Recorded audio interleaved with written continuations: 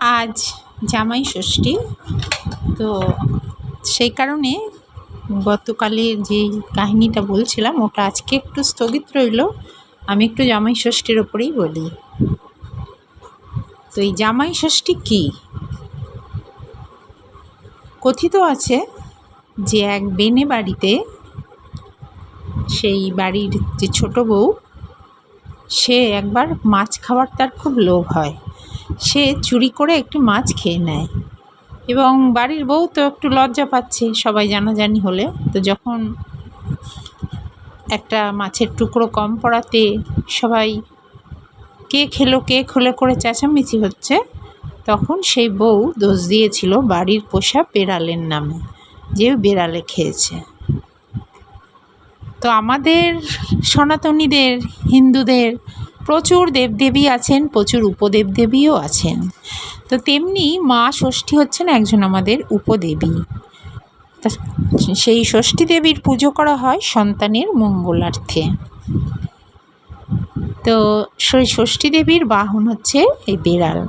তো যেহেতু ওই বউ বেড়ালের নামে দোষ দিয়েছিল, এতে মা ষষ্ঠী খুব অসন্তুষ্ট হন এবং ওই বউটির যে ছোট্ট ছেলে ছিল, সেই ছেলেটি কোনো কারণে মারা যায়। তো মারা যাওয়ার পর তার শ্বশুরবাড়ির লোকেরা তাকে ঘর থেকে তাড়িয়ে দেয়। তাড়িয়ে দিলে সে অরণ্যে চলে যায় এবং অরণ্যে গিয়ে সে খুব ক্রন্দন করতে থাকে এবং অরণ্য দেবীকে মনে মনে সে ভক্তি ভরে পুজো করতে থাকে। তখন অরণ্য দেবী তাকে দেখা দেন এবং তার সন্তান পুত্রকে আবার ফিরিয়ে দেন। তো সেই থেকে সেই অরণ্য দেবীর পুজো প্রচলিত হয়, যে অরণ্য দেবীর পুজো করলে হারানো জিনিসও ফিরে পাওয়া যায়। তো সেই অরণ্য দেবীর সেই পুজোর দিনটাকে অরণ্য ষষ্ঠী বলা হয়। এই দিন অরণ্যের দেবীর পুজো হয়।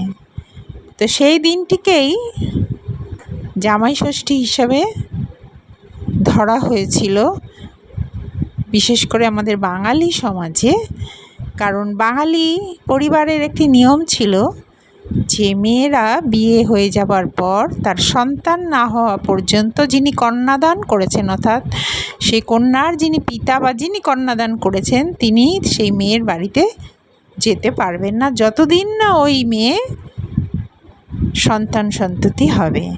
তো তখন একটা ছলনার আশ্রয় নিয়ে একটি অনুষ্ঠান প্রচলিত করা হয় মেয়েকে দেখবার জন্য, যে জামাইকে আমন্ত্রণ করা হোক, আর সেই সঙ্গে মেয়েকেও নিমন্ত্রণ করা হতো, কারণ জামাই তো নতুন জামাই একা আসবে না।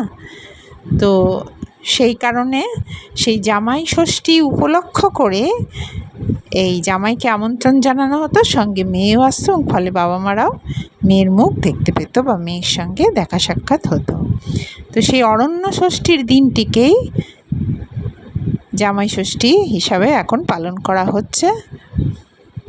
জামাই ষষ্ঠীর অ্যাকচুয়ালি কোনো নিয়ম বলে, কোনো সংস্কার বলে কিছু নেই। আজকে দিনে যেই পুজোটা হয় সেটা অরণ্য ষষ্ঠী, অরণ্যের দেবীর পুজো করা হয়। তো এই জামাই ষষ্ঠী নিয়ে একটি কাহিনী আমি বলবো, কারণ আমরা যারা ভগবানকে ভালোবাসি, আমরা যারা ভগবানকে বিশ্বাস করি, আমরা তার সব কিছুর মধ্যেই যেন ভগবানকে খুঁজে পাই, যেন ভগবানকে খুঁজে পেতে চেষ্টা করি। তো এক নতুন জামাই, প্রথম বছর বিবাহ হয়েছে, সে শ্বশুরবাড়ি যাবে জামাই ষষ্ঠীতে। তার অনেক প্ল্যান, কত কিছু সাজগোজ, পোশাক আশাক কেনাকাটা। নতুন জামাই প্রথম বছর যাবে। তো জামাই ষষ্ঠীর দিন তার স্ত্রীকে নিয়ে সে বেরিয়েছে সেজে গুজে। তো নদীর ধার দিয়ে গিয়ে তারপরে বড় রাস্তায় উঠে তারপর গাড়িতে উঠতে হয়।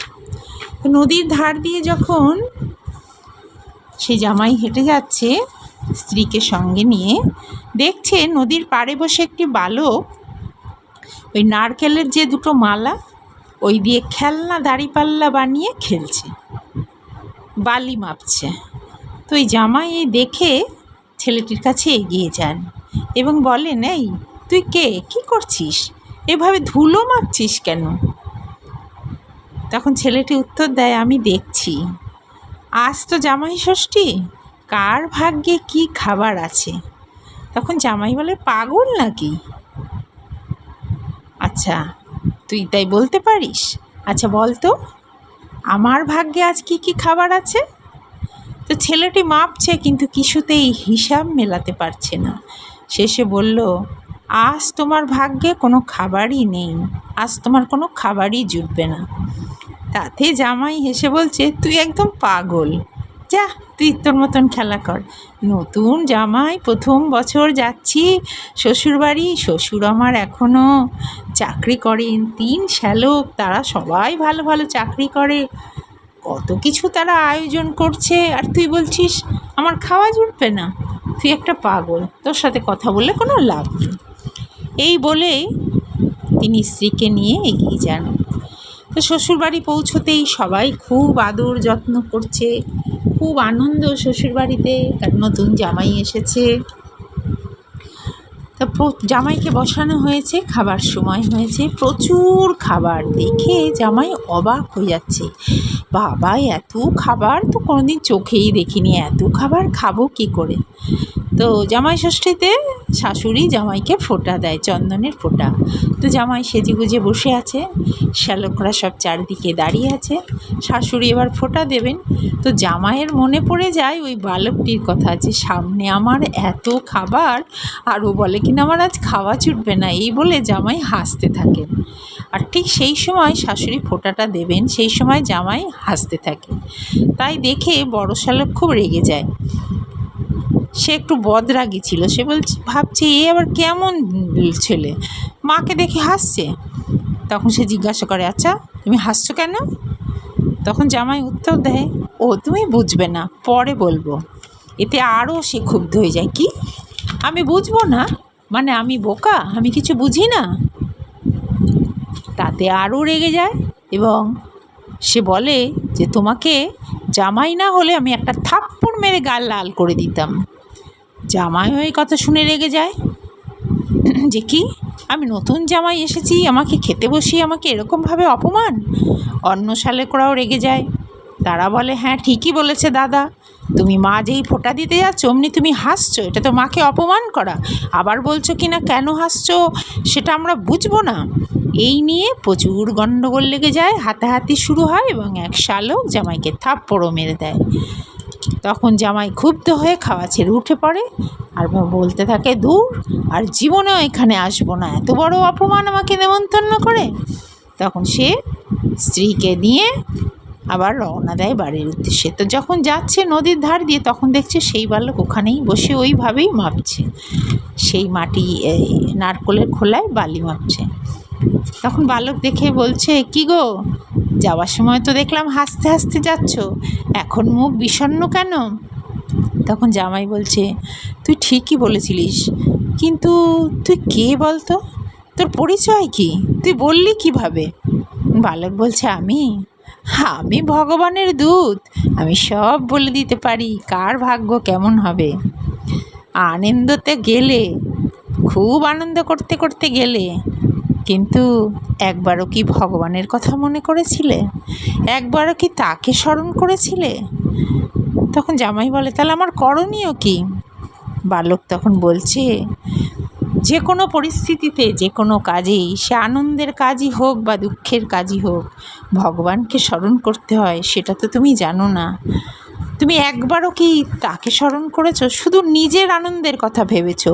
তুমি নিজে কি জামা কাপড় পরবে, কি খাবার নিয়ে যাবে, কি খাবার খাবে, শুধু সেই কথা ভেবেছো। একবারও তো ভগবানের কথা ভাবোনি।